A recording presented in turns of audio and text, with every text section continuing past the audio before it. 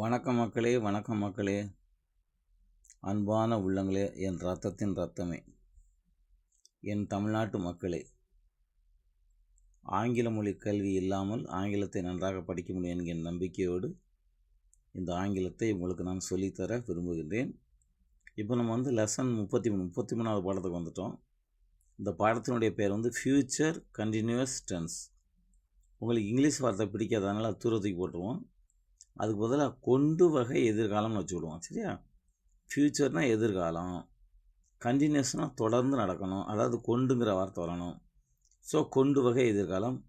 அதை நம்ம ரொம்ப ஷார்ட்டாக என்ன செய்கிறோம், டூ வகைன்னு வச்சுக்கிடுவோம். கொண்டே வகைனா டே வகை, இது டூ வகை எதிர்காலம். இப்போ அதாவது ஐப்புள்ளி தட் இஸ் அப்படின்னா அதாவதுன்னு அர்த்தம். அதாவது எதிர்கால செயல், ஆனால் கொண்டுங்கிற வார்த்தை வரணும். சரியா? இப்போ சூத்திரம் 2ல் என்ன பார்த்தோம், ஆம் ஆர் இஸ் நிகழ்காலம் ப்ளஸ் V4. அது ஆம் ஆர் இஸ் பி குடும்பம். இப்போ பி குடும்பமும் V4 வந்தால் சாப்பிட்டு கொண்டு இருக்கிறேன், அதாவது கொண்டு வகை நிகழ்காலம். அப்புறம் சூத்திரம் 6ல் என்ன பார்த்தோம், வாஸ் வேர். இந்த ஆமுக்கு பாஸ்டன்ஸு வாஸு, இந்த ஆர்க்கு பாஸ்டன்ஸு வேறு, இந்த இஸ்ஸுக்கு பாஸ்டன்ஸும் வாஸ் தான். அதனால் வாஸ் வேர், ஒருமைனா வாஸு, பன்மைனா வேறு. அதோட V4 சேர்க்கணும். ஸோ நான் சாப்பிட்டு கொண்டு இருந்தேன், ஐ வாஸ்னால் நான் இருந்தேன், தே வேர்னால் அவர்கள் இருந்தார்கள். ஸோ நான் சாப்பிட்டு கொண்டு இருந்தேன், அவர்கள் சாப்பிட்டு கொண்டு இருந்தார்கள். இப்படி ஒருமை பன்மை சிம்பிளாக முடிஞ்சுது. இப்போ நம்ம என்ன செய்ய போகிறோம், சூத்திரம் 8 வந்துட்டோம்.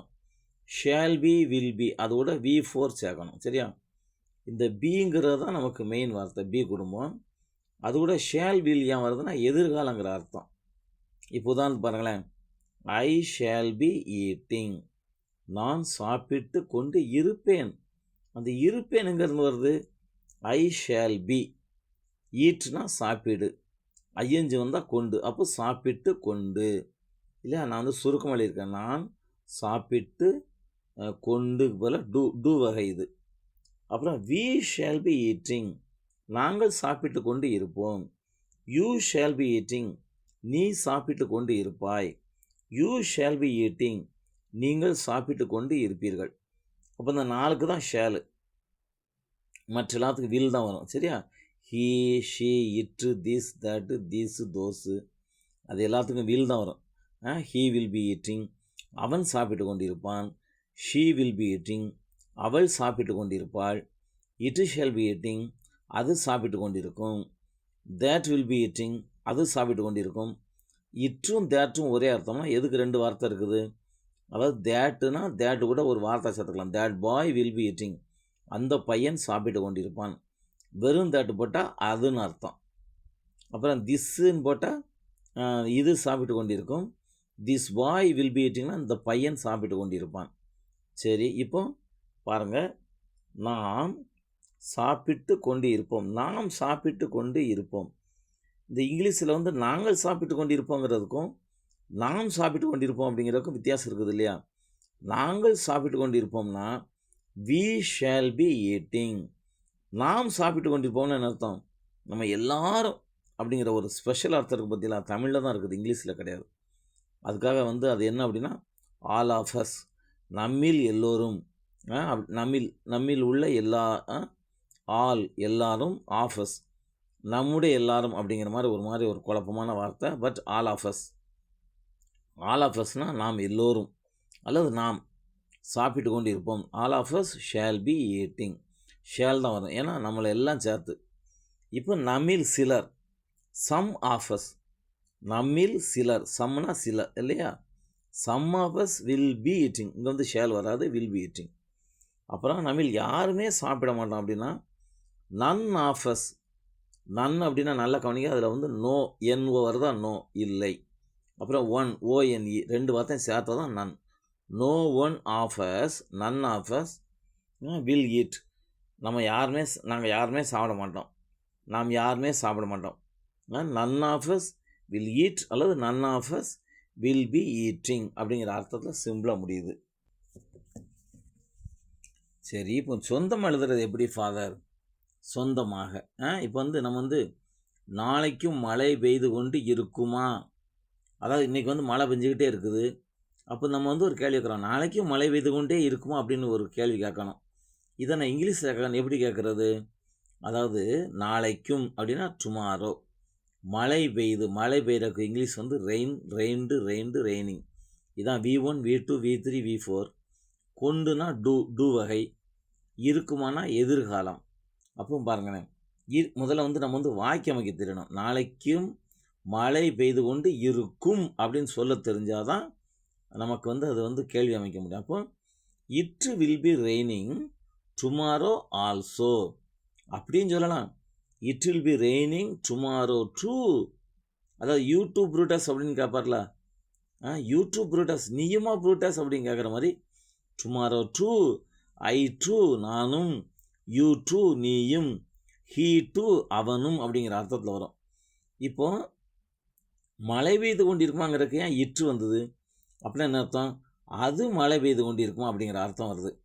இங்கிலீஷில் வந்து இற்று, அந்த ரெயினுக்கு வந்து இற்று சேர்க்க சொல்லியிருக்காங்க. அதுதான் English. It will be raining, it Reigns அப்படின்னா அது மழை பெய்கிறது. இட் ரெயின்ஸ்னு அர்த்தம். இற்று வந்து ஒருமை. V1S ரெயின் கூட்டல் எஸ் வரணும். V1S ரெயின், ரெய்னிங் இல்லையா? அதில் ரெயினில் வந்து எஸ் சேர்க்குறோம். இட் ரெயின்ஸ், அப்போ இட் ரெயின்ஸ்னால் அது மழை பெய்கிறது.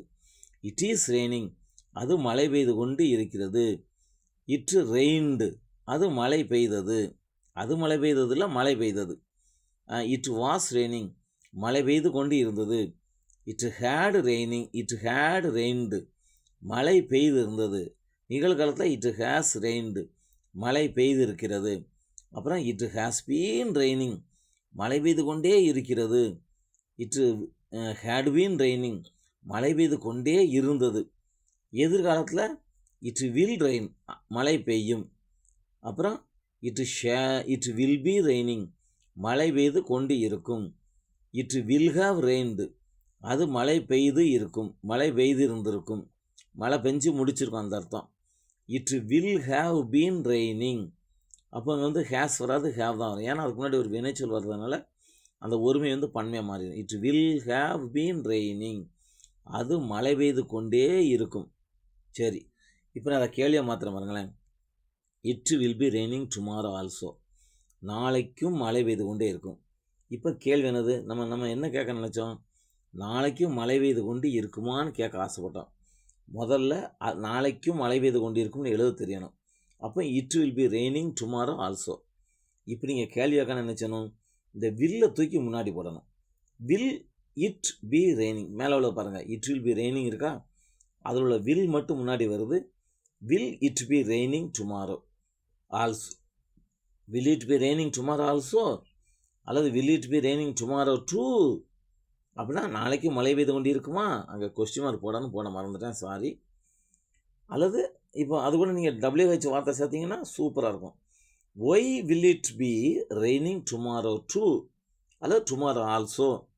ஏன் நாளைக்கு மழை பெய்து கொண்டே இருக்கும் அப்படின்னு நம்ம கேட்கும்போது, அக்கார்டிங் டு வெதர் ரிப்போர்ட், அதாவது வானிலை அறிக்கையின்படி, it will be raining tomorrow also. அதாவது வானிலை அறிக்கையின்படி, அக்கார்டிங் டுனா அதன்படி, எதன்படி? According to the news, according to the weather report, according to the situation, சூழ்நிலையை பொறுத்தவரை அப்படின்னு அர்த்தம். அக்கார்டிங் டுனா அதற்கு ஏற்றார் போல. அக்கார்டிங் டு மீனா என்னை பொறுத்தவரை, அக்கார்டிங் டு ஹிம் அவனை பொறுத்தவரை, according to him I am a bad boy, அவனை பொறுத்தவரை நான் கெட்ட பையன். அக்கார்டிங் டு மீ என்னை பொறுத்தவரை he is a bad boy, அவன் கெட்ட பையன். இப்படி மாற்றி நம்ம வந்து பேசிக்கிட்டு தான் வச்சுக்கிடுவோம். இப்போ பாருங்க, வி ஷேல் பி ஈட்டிங், நாங்கள் சாப்பிட்டு கொண்டு இருப்போம். ஷேல் பி கூட்டல் V4 இல்லையா? ஐ ஆம் ஈட்டிங், வி ஆர் ஈட்டிங்னா நிகழ்காலம் கண்டினியூஸு, வி வேர் ஈட்டிங்னா கடந்த காலம் கண்டினியூஸு. இப்போ ஷேல் பி வருது, வி ஷேல் பி ஈட்டிங். இது வந்து வி ஷேலுக்காக வி போட்டிருக்கேன், வில்லுக்காக ஹீ போட்டிருக்கேன் பாருங்கள். ஹீ வில் பி க்ரையிங், அவன் அழுது கொண்டு இருப்பான். ஹீ இஸ் க்ரையிங், அவன் அழுது கொண்டு இருக்கிறான். ஹீ வாஸ் க்ரையிங், அவன் அழுது கொண்டு இருந்தான். ஹீ வில் பி க்ரையிங், அவன் அழுது கொண்டு இருப்பான். சரி, இப்போ நம்ம அதை எப்படி கேள்வியாக மாற்றுறது? இந்த ஷேலை தூக்கி முன்னாடி போடுங்க. ஷேல் வி பி ஈட்டிங், நாங்கள் சாப்பிட்டு கொண்டு இருப்போமா? வில் ஹீ பி கிரையிங், அவன் அழுது கொண்டு இருப்பானா? இது கூட நீங்கள் என்ன வார்த்தைனாலும் சேர்க்கலாம். Why shall we be eating, நாம் ஏன் சாப்பிட்டு கொண்டிருப்போம்? Why will he be crying, ஏன் அவன் அழுது கொண்டு இருப்பான்? இப்போ வந்து பதில் டிபெண்ட்ஸ் அப்பான் த சிச்சுவேஷன். உங்களுடைய பதில் வந்து சூழ்நிலைக்கு ஏற்ப அது மாறும். அதனால் வில்லு வந்து சில நேரம் ஷேலாக மாறும், ஷேல் வந்து சில நேரம் வில்லாக மாறும். இதெல்லாம் நீங்கள் கேட்டால் மட்டும் போதாது, எனக்கு வாட்ஸ்அப்பில் நீங்கள் வந்து கேள்வி கேட்கணும். ஃபாதர், என்ன ஃபாதர் நீங்கள் எப்படி சொல்றீங்க, வில்லு ஏன் வருது இப்படி வருது? நான் இப்போ ஒரு புஸ்தகத்தில் வந்து இப்படி பார்த்தேன், ஹீ வந்து வில்லு போட்டிருந்தது, நீங்கள் வந்து ஹீக்கு வந்து வில் தானே போட சொன்னீங்க. ஹீக்கு வந்து ஷேல் போட்டிருந்தது, ஹீ ஷேல் கம். நான் ஏற்கனவே உங்களுக்கு சொல்லியிருக்கிறேன், ஐ ஷேல் கம் தான் கரெக்டு. ஐ வில் கம்னா நான் கண்டிப்பாக வருவேங்கிற அர்த்தம். அது ஹீ வில் கம் தான் கரெக்டு. ஹீ ஷேல் கம்னா அவன் கண்டிப்பாக வரான்னு அர்த்தம். அப்படி ஷேலு வில்லு மாறும்போது அது ஒரு வித்தியாசமான அர்த்தம் எடுக்கும். ஓகே, ஸ்க்ரீன்ஷாட் எடுத்துக்கோங்க, தயவுசெய்து படிங்க, சூப்பராக படிங்க. மணி இப்போ 11. நான் உங்களுக்காக ரெக்கார்டிங் முடிச்சுட்டு அப்லோட் பண்ண போகிறேன். அது எத்தனை மணிக்கு அப்லோட் ஆகி முடிக்க போகுதுன்னு எனக்கே தெரியலை. ஏன்னா நெட்டு வந்து ரொம்ப டவுனாக இருக்குது. பரவாயில்ல, நீங்கள் நல்லா படித்தா போதும். நான் விழித்திருந்து தூங்காமல் சாப்பிடாமல் உங்களுக்காக 24 மணி நேரம் கிளாஸ் எடுக்க தயாராக இருக்கிறேன். தயவுசெய்து படிங்கோ படிங்கோ படிங்கோ, சரியா? நான் வந்து வெளியூரில் கோயம்புத்தூருக்கு வந்து ஒரு சர்ச் மினிஸ்ட்ரிக்காக வந்திருக்கிறேன். ஆனால் என்னுடைய பிள்ளைங்க இங்கிலீஷ் படிக்கணுங்கிறக்காக நான் காலை மாலை இரவு நேரம் கண்டுபிடிச்சி என்னுடைய தூக்கத்தை சாப்பாட்டெல்லாம் மறந்து நீங்கள் நல்லா படிக்கணுங்கிறதான் என்னுடைய ஆசை. அதற்காக நான் ஆசைப்படுகிறேன், விரும்புகிறேன், விளைகிறேன். God bless you, I love you. நல்லா படிங்க மக்களே, சூப்பராக படிங்க. எந்த டவுட்னாலும் 599952310603 இதான் என்னுடைய நம்பர். அப்புறம் என்னுடைய யூடியூப் அட்ரஸ் வந்து VSVSVS C6W, அவ்வளோதான்.